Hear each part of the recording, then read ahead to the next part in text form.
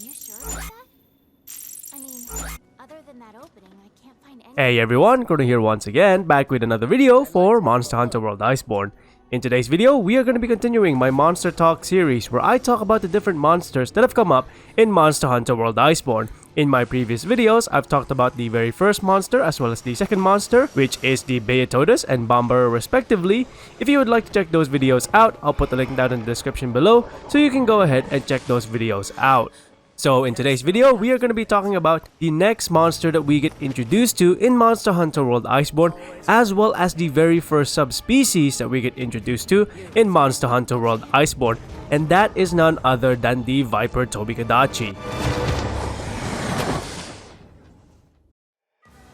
The Viper Tobi-kadachi is the very first subspecies that we get introduced to in Monster Hunter World Iceborne, and as per its name, this is a subspecies of the Fanged Wyvern, the Tobi-kadachi itself.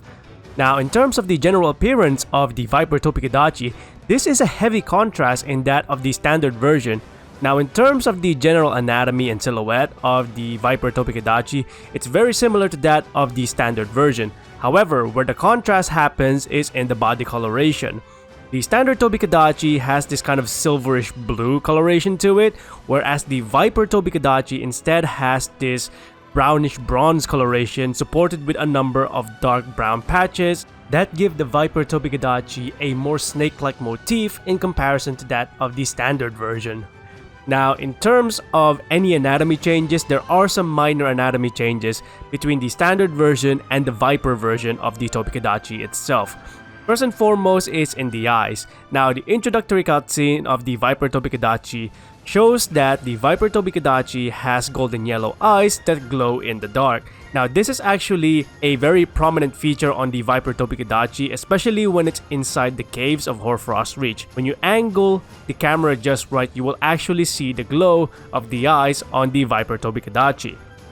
Now, the other main feature that they have in comparison to the standard version of the Tobi-kadachi is the spikes across its tail. Both the standard version and the Viper version of the Tobi-kadachi have spikes that span on the sides of their tail. However, only the Viper Tobi-kadachi has spikes spanning across the top of its tail. These spikes are actually prominent in the way it fights because these spikes can be used as projectiles, which I'll be talking a little bit more later on with regards to its combat capabilities. So overall, these are the main contrasts between the anatomy and the general scheme between the standard version of the Tobi-kadachi and the Viper Tobi-kadachi. Now finally, there is one more key difference, and that is in the underbelly. The underbelly of the standard Tobi-kadachi matches nearly the same as that of its scales across its back, so it has a silverish blue hide underneath its underbelly, whereas the Viper Tobi-kadachi has a contrasting hide underneath its underbelly in comparison to the rest of the scales across its back. The underbelly actually has this kind of yellowish hue that's supported with a little bit of saturation into the blue area, so as you can see between the standard version and the Viper version, the Viper Tobi-kadachi has a lot more coloration to it in comparison to the standard version. Now, overall, in terms of the behavior of the Viper Tobi-kadachi, this is very similar to that of the standard version when you first meet it. The cutscene in general puts the monster in aggressive mode instantly. This is pretty much prominent in most, if not all, of the monsters that we get introduced to in the game as a whole whenever they do a cutscene. So depending on the situation, the cutscene itself will introduce a monster and then they instantly put them in aggressive state. However, when you actually first meet the monster in, let's say, an optional quest or an investigation, these monsters are actually fairly docile. Both the standard Tobi-kadachi and the Viper Tobi-kadachi are very friendly monsters. In fact, I actually went ahead and decided to chill out with this one Viper Tobi-kadachi to just get a glimpse of all of the different anatomies between this Viper Tobi-kadachi and the standard version. And as you can see, these are very friendly monsters as long as you don't provoke them. Now, having said this, these are monsters that are generally aggressive against other monsters. So depending on the situation, let's say another monster comes into its territory, it will attack it once to show that it's not going to let that other monster take over its territory.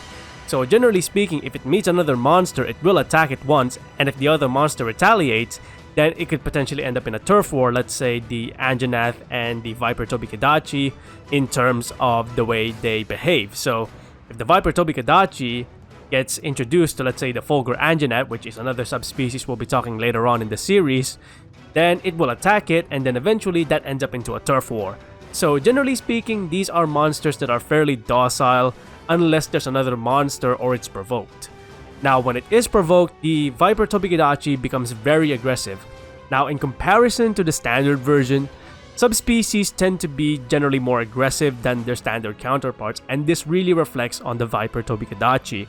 As a subspecies of the standard Tobi-kadachi itself, the Viper Tobi-kadachi is very aggressive in comparison. It will actually go instantaneously from one attack to another, and generally speaking, it doesn't give you a lot of breathing room, so it goes from one attack instantly to another. So generally speaking, in terms of aggressive behavior, this is a monster that will really be hyper aggressive in comparison to its standard counterpart. In fact, I did a video a little bit on the standard counterpart, and in comparison, both of these monsters are master rank versions, by the way, and the standard version barely did any attacks on me, whereas the Viper Tobi-kadachi was really going out of its way to attack both myself, the palicos, and even the wolves that are around us. So this is a very aggressive monster in comparison to the standard counterparts. So even though they are technically the same species, don't mistake subspecies for being something more friendly when you actually fight it, because these are very aggressive monsters. Now, when it comes to the combat capabilities of the Viper Tobi-kadachi itself, the Viper Tobi-kadachi has a lot of advanced movements in comparison to its standard counterpart.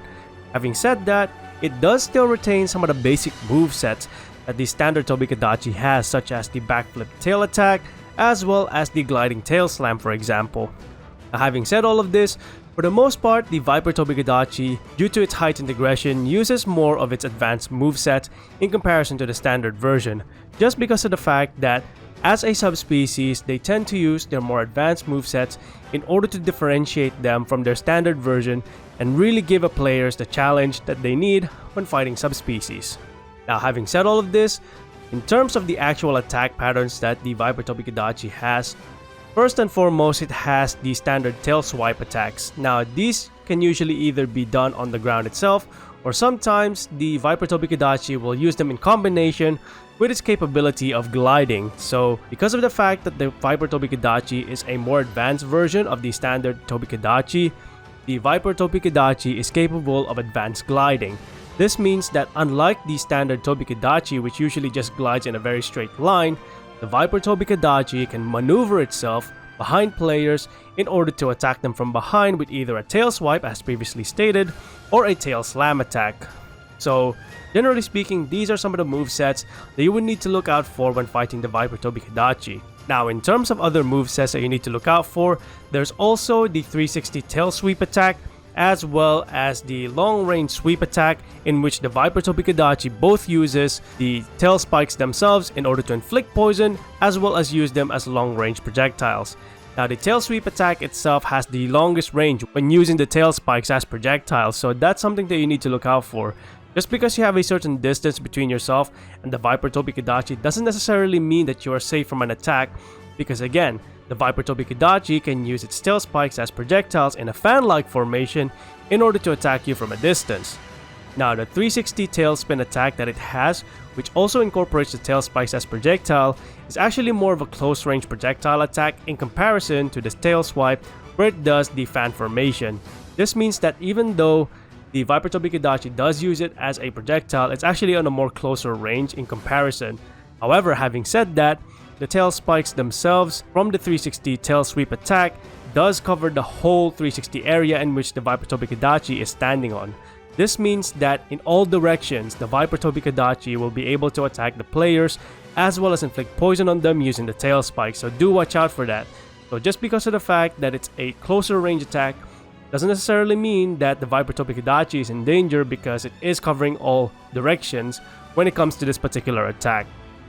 Now, overall, I think the Viper Tobi-kadachi is a great example of what a subspecies is supposed to be about. It's all about taking what we already know as a monster in the game itself and then changing their properties to make them a little bit more unique in comparison, as well as adding in some new movesets in order to make them really feel as if they have advanced from one stage into another as per a potential evolution.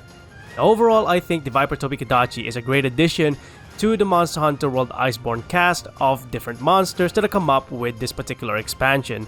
Having said that, there is one major flaw when it comes to the Viper Tobi-kadachi that it kind of shares with the Beotodus as of right now, and this is the fact that the Viper Tobi-kadachi is not really something that we fight in the endgame itself. Now, this flaw may be rectified in future installations of Monster Hunter World Iceborne when they do future DLC updates, meaning that we could potentially get a snowy region in the Guiding Lands itself. So, depending on the scenario of what Capcom approaches the Guiding Lands in terms of expansion, it could potentially mean that the Viper Tobi-kadachi itself is something that we will see in the endgame itself alongside the Beotodus, for example. So this means that whilst as of this current moment, it's a heavy flaw in that we don't actually fight the Viper Tobi-kadachi in the endgame itself, that could be something that is rectified in future DLCs for Monster Hunter World Iceborne. So I'm really hoping that this is something that Capcom does for Monster Hunter World Iceborne when it comes to the endgame content, which is the Guiding Lands. But overall, I think the Viper Tobi-kadachi is still a great monster. This is a monster that shows us what Subspecies is all about. It's all about potential from a standard version to a Subspecies. It's all about giving us new movesets. It's all about giving the monsters a very new property that makes them unique from their standard version and makes them stand out as a Subspecies. Overall, Capcom has done a great job when it comes to the Viper Tobi-kadachi, and that is something that I cannot take away from this particular Subspecies because I actually like this Subspecies more so than its standard version. Not just in the way it looks, but also in the way it fights. But that is pretty much it for me for this video. In the next video, I'm gonna be focusing on the very first post-launch DLC monster that Capcom has planned for Monster Hunter World Iceborne, and that is none other than the Rajang itself. Until then, I hope you enjoyed this video. Thanks very much for watching, and I'll see you next time.